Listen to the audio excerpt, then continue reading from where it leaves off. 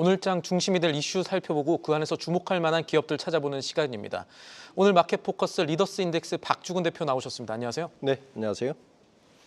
오늘은 지금 저희 뒤에도 있지만 현대차그룹 얘기 좀 해봐야 될 것 같습니다. 네. 현대차그룹 이 관세 얘기를 빼놓을 수가 없을 것 같고 지금 현대차그룹의 관세 전략에 대해서 어떤 것들이 중요한지 여쭤봐야 될 것 같아요. 요즘 애플의 그 아이폰이 오른다고 그러죠. 그래서 미국에 패닉 바잉이 일어난다고 하는데 샌프란시스코에는 지금 애플 스토어에 미리 사람들 몰린다고 하더라고요. 네. 가격 오르기 전에 사겠다는 그렇습니다. 얘기인데. 예. 자동차도 똑같습니다. 예. 요즘 미국의 포드가 슬로건이 뭐냐면 From the America for the America입니다. 예, 이처럼 이제 거기다가 6월 2일까지 포드가 지공가로 자동차를 판매하겠다는 겁니다. 현대차도 가만히 못 있으니까 어쩔 수 없이 6월 1일까지는 일단 오르지 않은 가격으로 가겠다. 저는 이번 1분기 실적이 되게 흥미로운데요. 예. 일반적인 1분기 실적은 대부분 이제 기고 효과 때문에 4분기에 많이 밀어내지 않습니까? 기저효과가 아니라 기고효과. 고효과가 예. 많이 발생하는 게 1분기 실적인데 어제 삼성전자도 그렇고 이번 1분기 실적은 여러 해의 4분기 실적과 비슷한 트렌드를 보입니다. 그러니까 관세가 실행되기 전에 다 밀어내기를 했다는 겁니다. 현대차도 좀 그런 전략을 펴고 있는 것 같은데 일단 많이 밀어낸 것 같고요. 예. 실제 미국 자동차 판매량이 늘었죠. 1분기에 늘었고 현대차가 이미 관세에서 가장 지금 심의를 기르고 있는 부분은 아무래도 미국 현지 생산 메타플랜트 아메리카 공장인데 이 공장이 원래 지어질 때는 전동화차 그러니까 아이오닉 5하고 아이오닉 9이라든지 이걸 중심으로 했는데 IRA법으로 우선 현대차가 대응을 못하니 하이브리드 카로 바뀌었다가 최근에는 여기에다가 제네시스하고 기아 자동차의 물량 40%를 생산하겠다는 겁니다. 이게 이제 중요한 건데 지난해 현대차가 170만 대 정도의 미국 차량을 판매하면서 현대차 영업이익률 가장 끌어올린 가장 큰 이유는 모델 믹싱에 성공했다는 겁니다. 그러니까 현대차가 제네시스하고 SV 카가 많이 팔리면 예. 영업이익률이 되게 좋습니다. 올해도 요 전략을 펼 것 같다. 그런데 관세가 있으니 제네시스조차 사실은 제네시스는 굉장히 민감한 차입니다. 울산 공장의 노조가 제네시스만큼은 지키려고 합니다. 이 물량에 대해서 지키려고 하는데 이번에는 노조에서 공장을 떠나지 말아라 제네시스가 그렇죠. 이렇게 하는 거죠. 예. 예, 이번에는 노조에서 이 부분도 양보를 한 것 같습니다. 그러니까 제네시스 차량을 미국의 메타플랜트 공장에서 생산하는 걸 지금 잠정 합의를 한 것 같고 거기에다가 어제 송호성 기아자동차 대표가 메타플랜트 공장의 약 40% 물량은 기아차 걸로 가겠다라까지 이야기를 하고 있습니다. 그러면 이제 메타플랜트 공장의 총 캐파가 50만 대 정도? 근데 다른 걸 합치면 한 70만 대 정도인데 31조를 투자했을 때 미국의 생산량이 120만 대거든요. 이게 좀 더 빠른 속도로 올라가지 않을까라고 지금 예측. 그게 현대차로서는 가장 지금 최선의 대응이다. 이렇게 봐야 될 것 같습니다.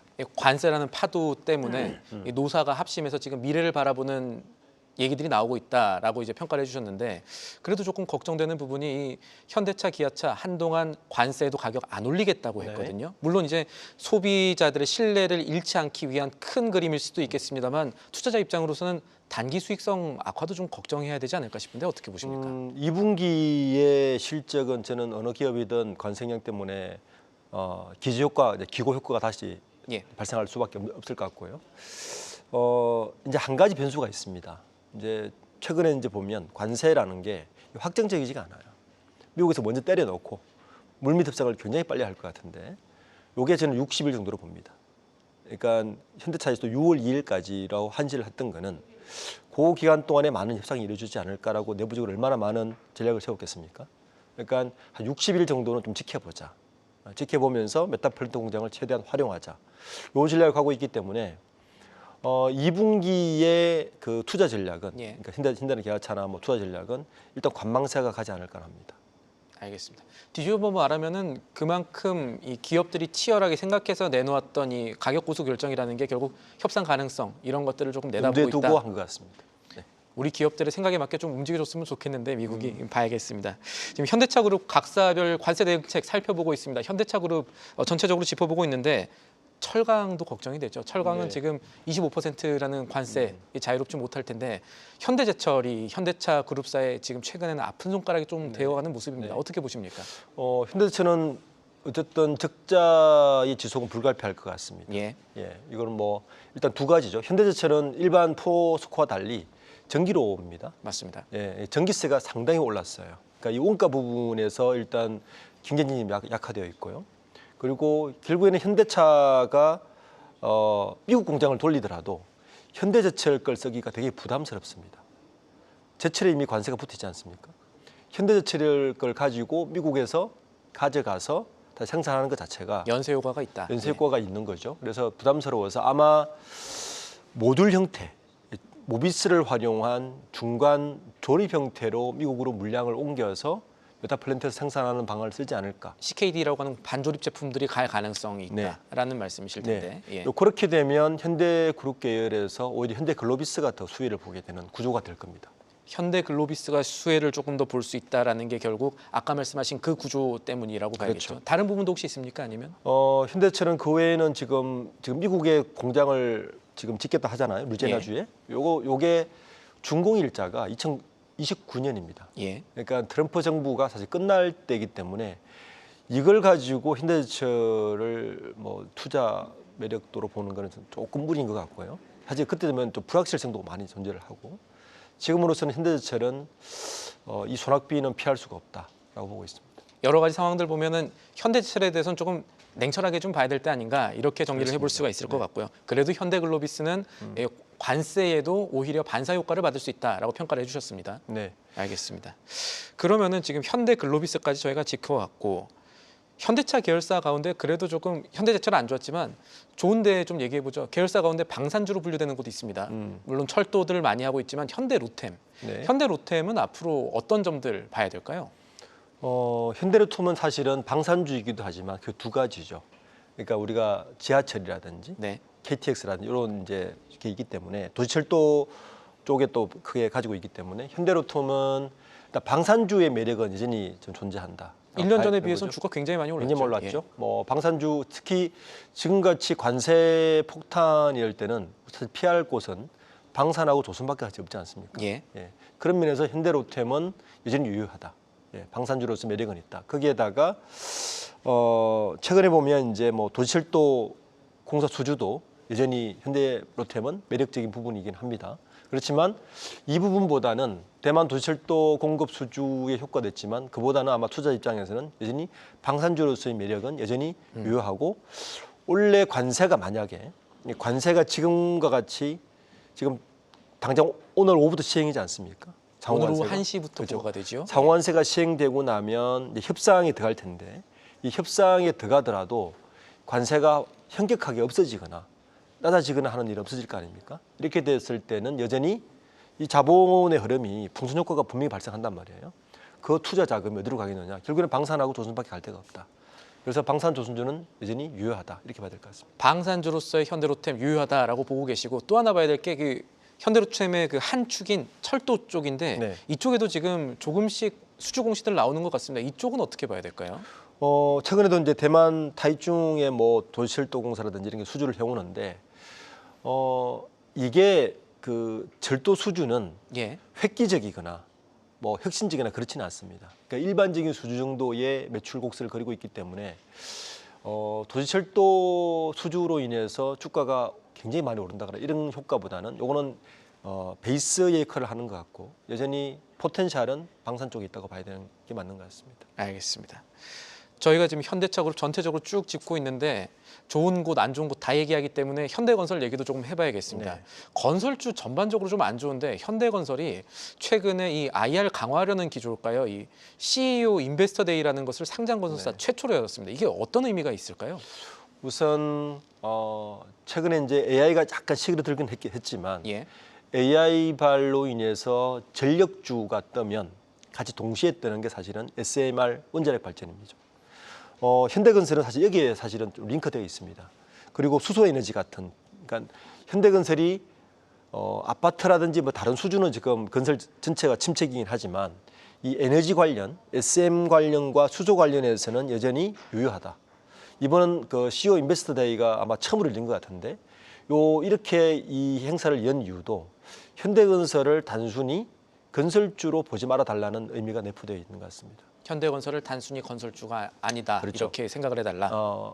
대체 에너지, 예. 그러니까 SML이나 수소 에너지 관련해서 우리는 여전히 많은 수주를 하고 있고 이거 관련해서 2030년까지 40조 매출을 계획하고 있으니 현대건설을 건설주 섹터에서 좀 벗어나서 좀 바라봐 달라고 지금 호소하고 있는 것 같아요. 요즘 건설이 워낙 침체기다 보니까 네, 그렇죠. CEO가 직접 나서서 지금 IR 담당이 나선 게 아니라 CEO 직접 나서서 이런 얘기를 한 걸 보면 현재의 건설주 침체에서 우리는 벗어날 수 있다는 계속 그 투자자들에게 메시지를 던지고 있는 것 같습니다. 뒤집어 말하면 지금 그만큼 건설주가 힘들다는 어렵다는 반증일 이야기입니다. 수도 있을 텐데 그렇습니다. 일단 지금 건설사들 가운데서 이런 작업을 펼친 것들이 그래도 이 섹터 안에서는 긍정적이라고 봐야 될까요? 어떻습니까? 그렇죠. 아무래도 뭐 지금 현재 건설 업종을 가지고 얘기하는 거는 굉장히 투자자들에게 먹히지 않을 거 아닙니까?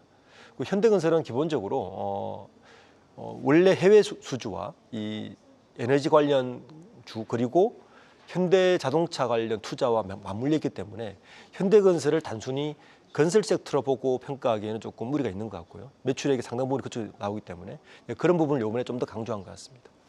알겠습니다. 그러면은 이런 전체 현대차 그룹의 이제 방향성이 나아가는 것들이 한 줄기들이 있을 건데 재생 에너지들도 그렇고 지금 우리가 알고 있는 현대차 그룹에서 조금 더 나아갈 그럴 가능성이 좀 있다고 보세요? 그렇게 봐야죠. 그러니까 현대차 그룹의 어떤 토픽은 제가 볼 때는 크게 두 가지 관련돼. 예. 여전히 그 지배 구조의 변경에 포텐셜을 가지고 있는 거죠. 네. 예를 들어서 현대 엔지니어링의 상장을 언제 하느냐.